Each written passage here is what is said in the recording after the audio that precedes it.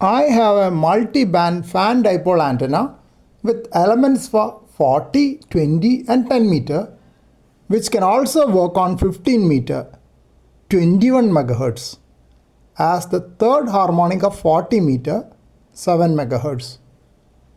This antenna has 4 regions of resonance on NanoVNA as posted earlier.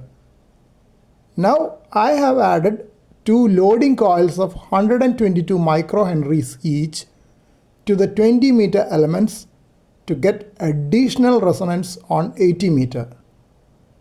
After the loading coils, an extra length of 2.5 meter wire has also been added. The first picture is SWR pattern as seen on NanoVNA for the original multi-band fan dipole antenna. Second picture shows the change after adding loading coils and extra pigtail segment to the 20 meter elements. At one look, there are 5 major dips in the SWR. But there is a caveat. First picture shows frequency range from 6.5 MHz to 28 MHz at the bottom of the screen. Second picture shows a range of 3 to 28 MHz. Thought of looking at the SWR pattern in a little more detail and analyzed from 1 to 11 MHz. Here you can see a minor dip in SWR at 1.2 MHz with SWR 3.453. The next minor dip in SWR is seen at 4.5 MHz with an SWR of 3.781. Cursor in NanoVNA is moved using the rotary function switch at the top, which can be moved to either side. Next bigger dip is seen at 7 MHz with SWR 2.828, followed by another dip of similar magnitude nearby. Though these values are not ideal, they can be very well tuned with the auto tuner in my FT710 radio. There will be minor differences in SWR seen on NanoVNA and that seen in the SWR meter of the radio. The second dip is actually at 7.5 MHz above the 40 meter amateur radio band with SWR 2.204 and hence not useful for me. NanoVNA analyzes the SWR on 101 frequencies in the chosen range to show these patterns.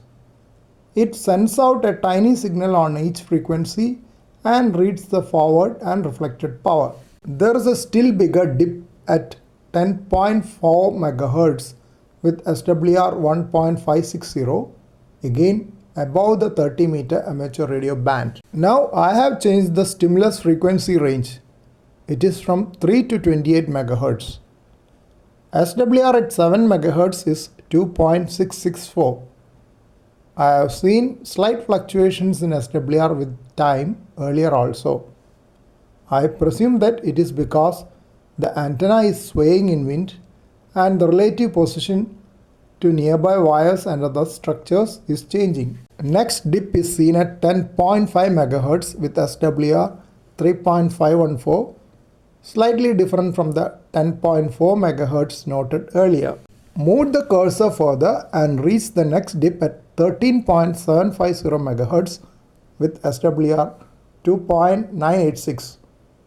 Earlier, the fan dipole had SWR of nearly 1 around 14.2 MHz. Adding the loading coils and pigtails has shifted the SWR below the amateur radio band and made this antenna of no use for 20 meter band in the present configuration. To bring it back to the amateur radio band, I will have to trim the 20 meter elements. That is a laborious process as I learned it the hard way from my previous experience. As it is the element before the coil, folding back and twisting may not be fine, though I have not tried it yet. Though the next SWR dip is seen as 1.825 at 21.750 MHz, on testing in my radio I found that 15 meter band tunable with the auto tuner of FT710 radio. Again, slight disparity between what is seen on NanoVNA and the radio. Final dip in the range of frequencies selected is at 27.500 MHz with SWR 1.443, just below the 10 meter amateur radio band. Move the cursor to the extreme end of the range and noted SWR 2.287 at 28 MHz, the lower end of 10 meter amateur radio band.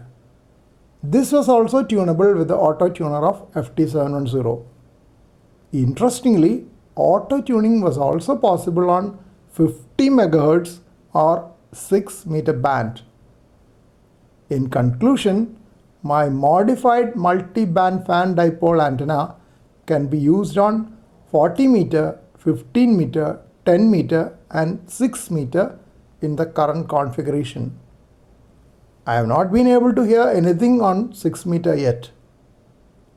From this analysis of the complex antenna, next step would be to get back the resonance on 20 meter band. After that, I'll have to see if lengthening of the pigtails beyond the loading coils can bring the 4.5 MHz resonance to 80 meter band, 3.5 MHz. Alternatively, I could try that first as it is easier. I have enough folded and twisted wire in that segment, as I had reused a longer wire cut for a previous experiment. I have not gone through the Smith chart on NanoVNA, as it will be very complicated for this highly complex antenna.